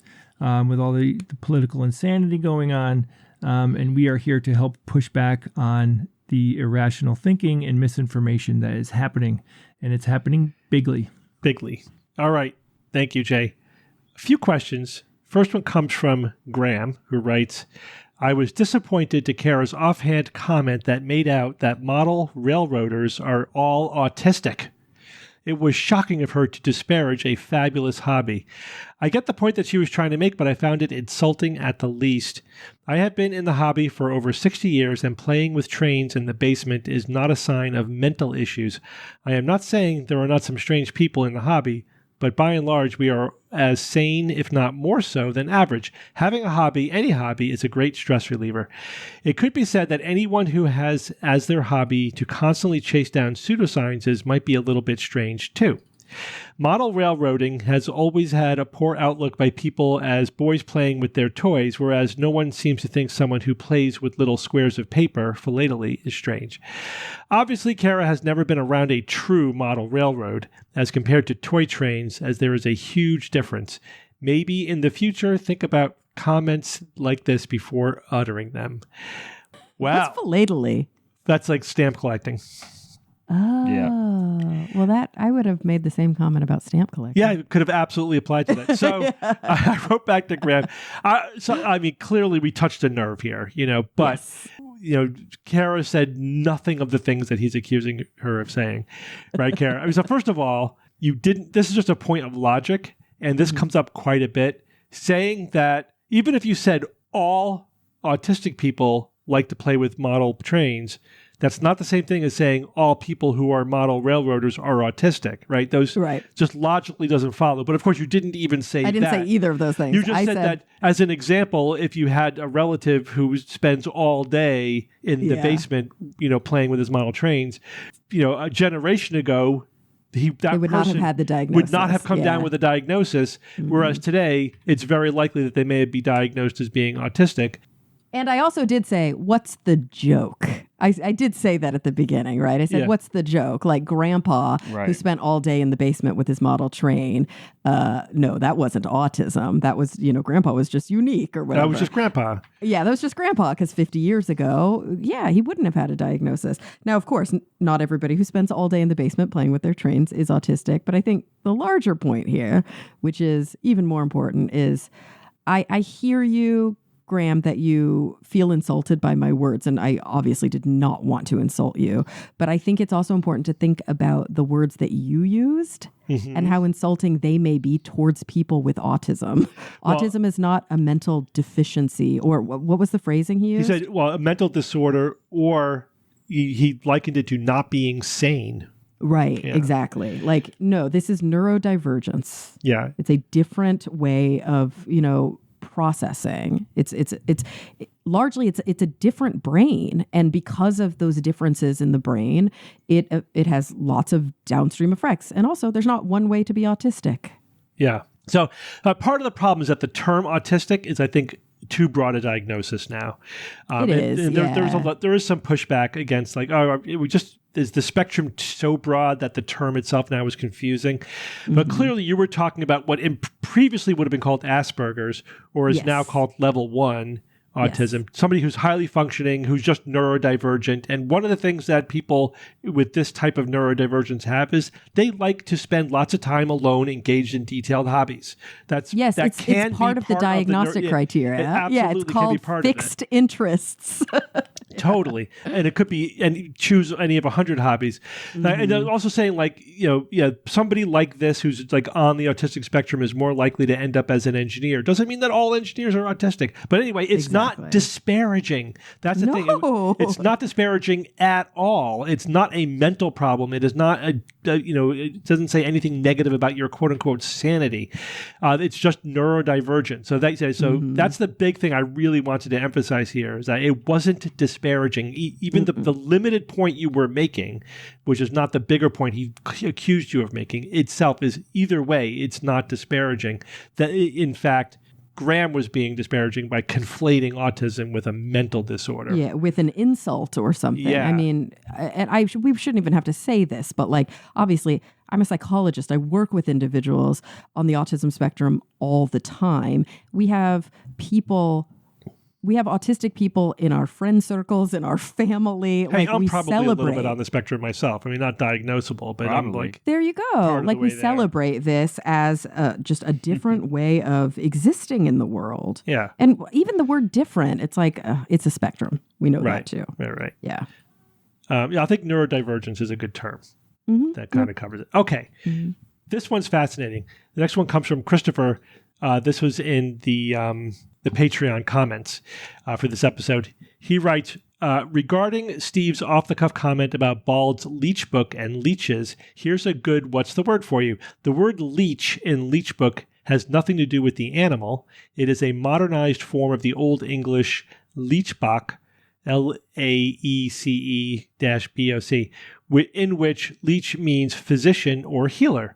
To quote Edam Online, I guess an etymology page, the word is probably from Old Danish, leek from Proto-Germanic, and one who speaks magic words, like the original origin, enchanter, one who speaks magic words, or healer or physician. We still have this word in modern Scandinavian languages, including my native Swedish.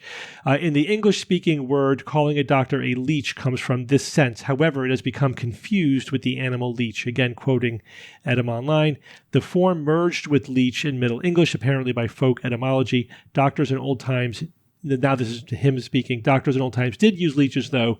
This is not in dispute. All right, so I'm going to make a tweak to what he's saying. I was fascinated by that leech actually referred to doctor, not leeches. And it's not because leeches were discussed in the book. It's because it's a doctor's book of treatments. But the word leech comes from the word for doctor. Because they both do. Yeah, exactly. Because doctors used leeches, they started calling leeches the word for doctor, leech. And then we stopped using the word leech to mean doctor, but it kept referring to the leech animal, which is interesting. Sucking blood. Yeah. And that's why then we say, that person is leeching. Or just we call the animal a leech, right? That True. Yeah. So it was a secondary sort of use of the word, but that stuck with it while the original use became archaic and is no longer used. It sort of reminds me of how the word cardinal, the bird, a cardinal, and the color is named for the robe. Like a cardinal's robe was that color, and then the word was used to describe that color, and then the bird. And it's backward from what you're like, how could that be possible? Right. It's really interesting. Yeah. So again, I wouldn't say it has nothing to do with the animal. The animal is named after the doctor word leech. Okay, one more. And this is just a word on genetic diversity. So I had a bit of a back and forth with an emailer who at the end said, just forget everything I said, but which is interesting. But I still think it raises a very interesting concept. So Kara, last week you were talking about the decrease in genetic diversity among crops. Yes. And this is another version of the categorization question, right? What do we mean by genetic diversity, and how do you measure it? And whether or not genetic diversity is increasing or decreasing kind of depends on how you measure it.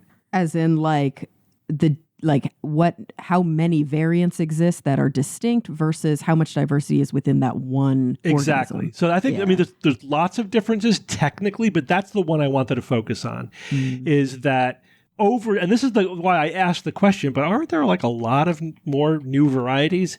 And so if you're talking about genetic diversity as how many varieties of stuff are out there, that's actually increasing over time. But if you're talking about how much diversity is there within a variety, a cultivar, the paper that you were discussing was showing that it's been decreasing over time.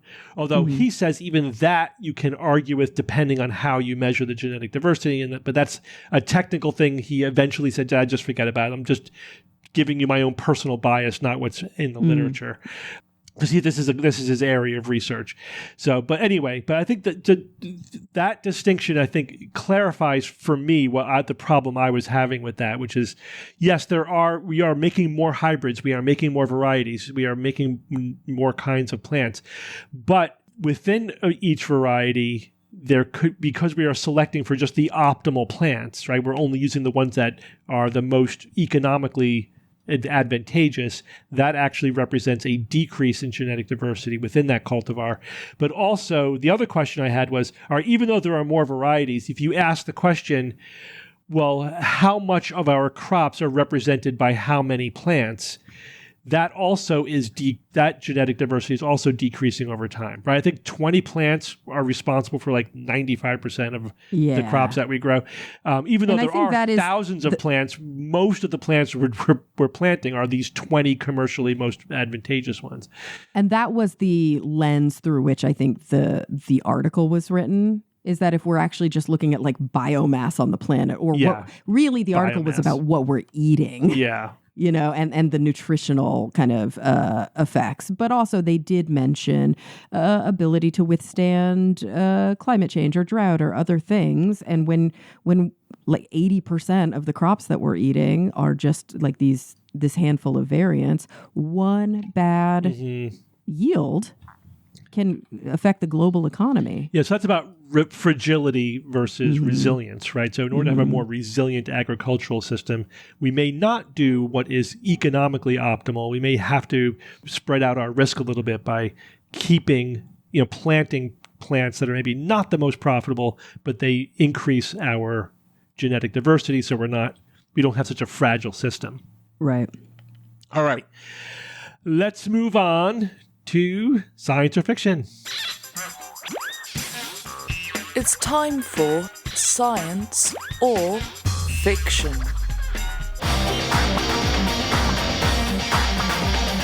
Each week I come up with 3 science news items or facts, 2 real, 1 fake, and I challenge my panel of skeptics to tell me which one is the fake.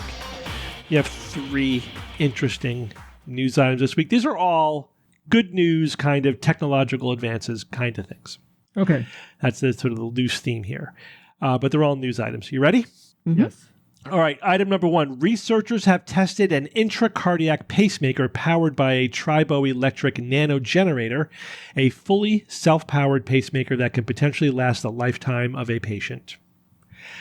Item number 2. Engineers have developed a 3D printed electronic skin that has 10 times the resolution of pressure and temperature sensing, a customizable form-fitting shape with lower manufacturing costs. And item number 3, scientists have developed a coconut oil-derived biofuel blend jet fuel with equal performance to pure kerosene jet fuel, but only half the CO2 emissions. Bob, go first. Did you just wing that decision, or? No, I do. It's a rotation, Bob. I'm doing a strict rotation this year. Okay, didn't sound like it, so I'm happy. I went first last week. Yeah, so suck it. All right, so this intracardiac pacemaker, triboelectric nanogenerator. That's like a static electricity thing? Triboelectric? Can you give us the definition of that? So funny, Bob, because the first thing I thought was this has turbo encabulator vibes written all over it. Right. The energy derives from bringing oppositely charged plates close together and pulling them apart. You could take advantage of movement of the heart itself. That does sound reasonable. Triboelectric nanogenerator, fully self-powered pacemaker, lifetime of the patient. I could find some semblance of a reason why that could potentially work. So let's look at the number 2. 3D printed electronic skin, 10 times form-fitting shape, lower manufacturing costs. I mean, yeah, that sounds reasonable. I mean, I wonder what the material is, but I mean, these days they can 3D print using so many different materials, not just those plastic wires. So, all right, I mean, nothing's jumping out at me here. Wow, that's unreasonable. And the third one here, a coconut oil-derived biofuel blend, equal performance to pure kerosene jet fuel with only half the CO2. I mean, I can't think of a reason why that wouldn't work, but that just sounds a little bit too good, or it's rubbing me a little bit more the wrong way than the other two. Yes, I'll just have to say the coconut is fiction. Not sure though. These are good. All right, Jay. I agree with Kara. Like the triboelectric nano generator, like just sounds completely made up to me. Did you, Steve? Did you say what that is? By the way, I did. Well, hook a brother up. So the energy comes from having these tiny plates, oppositely charged plates that move closer together and get pulled apart. Yeah, it power a pacemaker. I wonder how much power a pacemaker needs. I would imagine it's not a lot. Okay, that seems cromulent. The second one, engineers have developed a 3D printed electronic skin. That's cool, right? So it's going to be more like real skin that you can have sensation through it. It's customizable. 3D printed is the part of this that I don't like. Something that good could be 3D printed. That's my big red flag. And Bob, you picked this third one here about the coconut oil derived biofuel. I don't have a problem with that one. I don't think that's a the fact that they're using coconut oil as a source doesn't really bother me. Half the CO2 emissions, that of course that's questionable, but that one isn't really bothering me as much as the other two. All right, this is how I'm going to do it, Steve. The first one, I'm going to make the assumption that pacemakers don't require a lot of energy. I'm pretty sure that they don't, and that this is at least possible. This 3D printed electronic skin, I just don't know.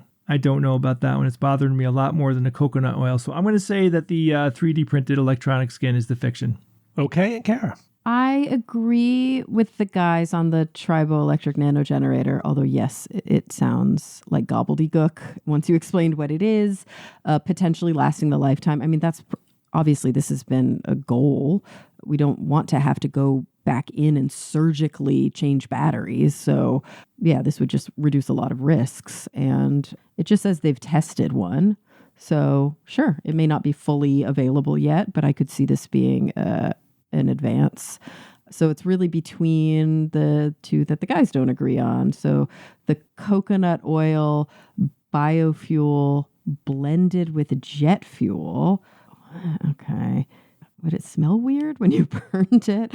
Equal performance to pure kerosene, but half the CO2 emissions. I mean, wouldn't we all have heard about this? Why would it not have carbon emissions at the same level as like regular jet fuel? I don't know. And then the 3D printed electronic skin, you wrote here, I don't know if I can ask this because I'm going last, but 10 times the resolution of pressure and temperature sensing. Than what? Than existing. Than existing okay. ones, Not yeah. like than our No. Yeah. pressure and temperature. Yeah, Okay. Than existing. Than whatever the next current best one is that's existed so far. So it's like a huge leap, basically, and it's 3D printed, which means it would be cheaper and more customizable. Well, I want that one to be science, so I'm going to go with, I guess, Bob and say the biofuel one is the fiction. All right, you all agree on the turboencabulator one, so we'll start there. Researchers have tested an intracardiac pacemaker powered by a triboelectric nano generator, a fully self-powered pacemaker that can potentially last the lifetime of a patient. You guys all think this one is science, and this one is science. This one's cool. This is maybe cooler than you think, but I can only cramp so much into one sentence. Yeah, so it is a triboelectric nano generator, and it works, as I said, you have the two oppositely charged plates, and just when the heart beats, right, they move closer and farther away from each other, and that creates a small electrical charge, which then can power the pacemaker itself. So it is the beating of the heart that powers the pacemaker. Now, why haven't we done this already? The reason is that these nano generators don't produce a lot of electricity, and as little juice as the pacemaker needs, they were off by about an order of magnitude. This device creates 10 times as much energy than previous nanogenerators. So it got up to the level that you need to self-power a pacemaker. How did they do that? How did they get to an order of magnitude more energy generation? Because they tweaked the hell out of it. They researched it so that just engineering wise, mechanically, that the movement of the plates was optimized. They optimized every single aspect of the engineering of this. They had to make it small enough to fit into the battery compartment of existing pacemakers, right? It could just be plugged into the intracardiac pacemakers already. And this does solve a huge problem because Kara's right. So, there's intracardiac pacemakers are basically ones where they go inside, a vein, and then they put it inside the ventricle of the heart, right? And the batteries that run those things last 8 to 10 years. So, at that point, what do you do for these small intracardiac pacemakers? They don't even bother taking the old ones out. They just put a new one in. Oh, so they don't do a battery swap. They just put a whole new unit on top of it. Yeah. But if you're a young patient and you might need multiple of these, that then becomes a problem. Otherwise, for other models, they have to do another surgery to remove the old one and replace it with a new one, a new pacemaker with a fresh battery in it. So it's a huge problem, right? And this would solve that. Now, I say obviously potentially last a lifetime because it hasn't been tested over time yet. They said that it's self-powered indefinitely, right? But they had to engineer the hell out of it so that the precision of the movement wouldn't change over even decades, right? Like 40 years from now, the thing is still working as precisely as it did the day it was implanted. So that's their goal. They think that they did that, but until it's tested over years, you can't really know. It was tested in a pig. It has not, right? So it was not tested in humans yet. Of course, you have to do animal testing for this kind of thing before you could get approval to actually implant these in people. But that's the next step now is human trials. So it's still going to be years, before this gets approved. But the fact that we now have these nanogenerators that could generate this much electricity is huge, right? This could obviously be applied to way more things than just pacemakers. Pacemakers are always like the low-hanging fruit. That's the first thing you're going to try it out on. But this could open up a world of implantable, self-powered electronic devices for medical applications. So that is amazing. All right, let's go on to number 2. Engineers have developed a 3D printed electronic skin that has 10 times the resolution of pressure and temperature sensing, a customizable form-fitting shape with lower manufacturing costs. Jay, you think this one is too good to be true. Bob and Kara, you think this one is science. And this one is science. Sorry, Jay. Yeah, the fact that it's like better in all 3 of these features at the same time, that's the thing that I think is really amazing here. So it has 10 times the resolution, right? So just better at sensing pressure and temperature. It combines both of those sensory modalities into one. It's because it's 3D printed, so they basically would scan the prosthesis and then print it to form fit the prosthetic rather than just having strips that you're just attaching to the prosthetic, right? So it fits a lot better. They also snap together. They said like Lego kind of thing. So they're easy to customize and put together that way. And because it's 3D printed, the overall manufacturing costs should be much less. This is a really great advance for prosthetics with some kind of brain-machine interface. Getting that feedback is hugely important to the ability to control a robotic prosthetic, right? Yeah. Mm-hmm. Without the sensory feedback, you basically have to look at it. Like you have to look at your arm, your robotic arm, for example, to see what it's doing in order to be able to control it well. But if you can feel it, it improves the overall control and it removes the ability to have to always be looking at it in order to have that good control. All right, all this means that scientists have developed a coconut oil-derived biofuel blend. Jet fuel with equal performance to pure kerosene jet fuel with only half the CO2 emissions is the fiction. And Kara, you hit upon what makes it the fiction. It's that the CO2 emissions are not half. Why would they be? You're burning it with, the CO2 emissions are the same. They were just happy that they were the same, right? That the CO2 emissions didn't increase, which would have meant a loss of efficiency. So for this blend, and they tested the blend everywhere from 0 to 100, right? They just blanketed it to see what's the optimal ratio. And also there are basically 2 derived biofuels from the coconut oil, one with methanol, one with ethanol. So they were looking at different blends of those 2 versions with the kerosene jet fuel.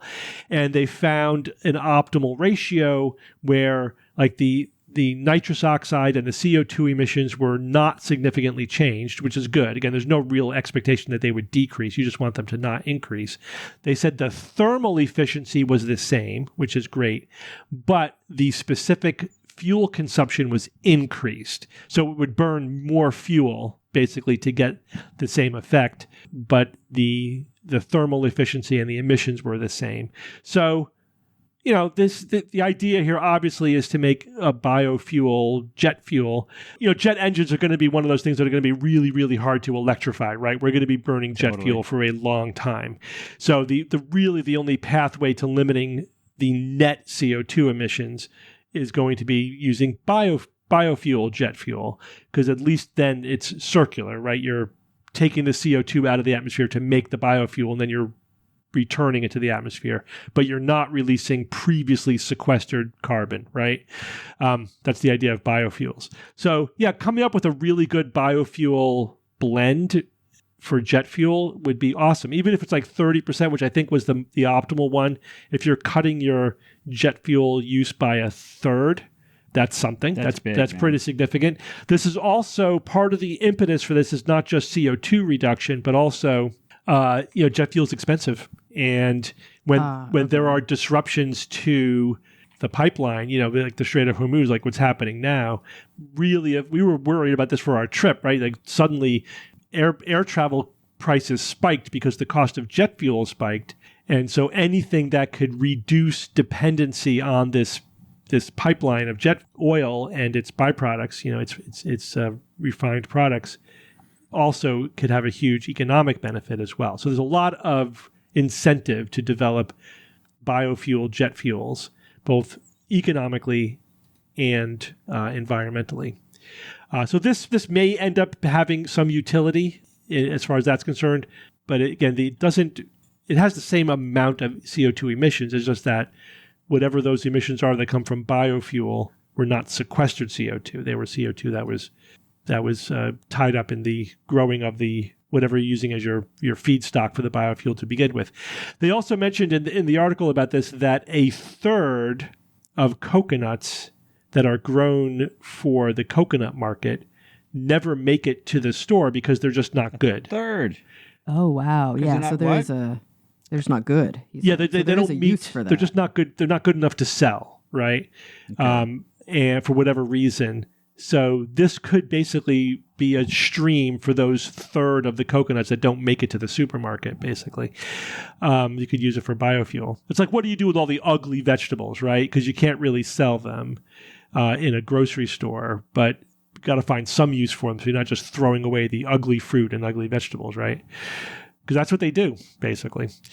All right. Good job, Bob and Kara. Thanks, Bob. Take it. That was all you. All right, no. Bob. Yes, give us a quote this week, but first you have to address an issue with your quote from last week. Yeah, apparently the quote was a mishmash of Carlin and other people, and he didn't really say that full quote. It looked legit. I did some testing, and other websites were claiming that it was good. So this happens from time to time. So that kind of sucked. But in order to compensate poor George, I am going to quote him again. This quote has been vetted much more thoroughly, and I specifically went to georgecarlin.net, which has a much higher confidence in his quotes taken directly from the sources. And this quote is, "By and large, language is a tool for concealing the truth." George Carlin, Napalm from his Napalm and Silly Putty 2001. So, yeah, I mean, it's important to remember this. Obviously, as scientists and as science communicators, we often think of scientific language ever more precisely describing reality. But of course, language also has tremendous power to obscure reality. And George Carlin loved exposing that aspect of language.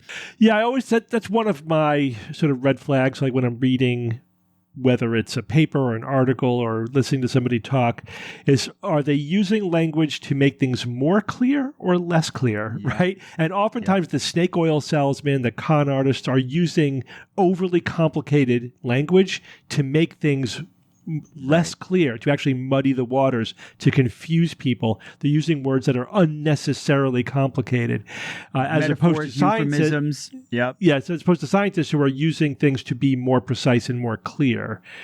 Even though you do have to learn the jargon sometimes to understand what they're saying. But yeah, and of course, Carlin was famously a cynic, so that we're getting at the cynical view. But it's good to recognize that language can be used for many purposes, sometimes to obfuscate the truth. Yeah, and I'll throw out another quote that I'm seeing here on his georgecarlin.net site. This one made me giggle a bit.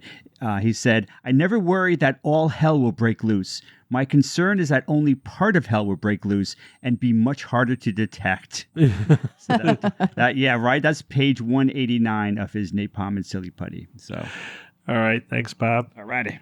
All right, guys, thank you for joining me this week. Of course. Thanks, Steve. And until next week, this is your Skeptic's Guide to the Universe. Skeptic's Guide to the Universe is produced by SGU Productions, dedicated to promoting science and critical thinking. For more information, visit us at theskepticsguide.org. Send your questions to info@theskepticsguide.org. And if you would like to support the show and all the work that we do, go to patreon.com/skepticsguide and consider becoming a patron and becoming part of the SGU community. Our listeners and supporters are what make SGU possible.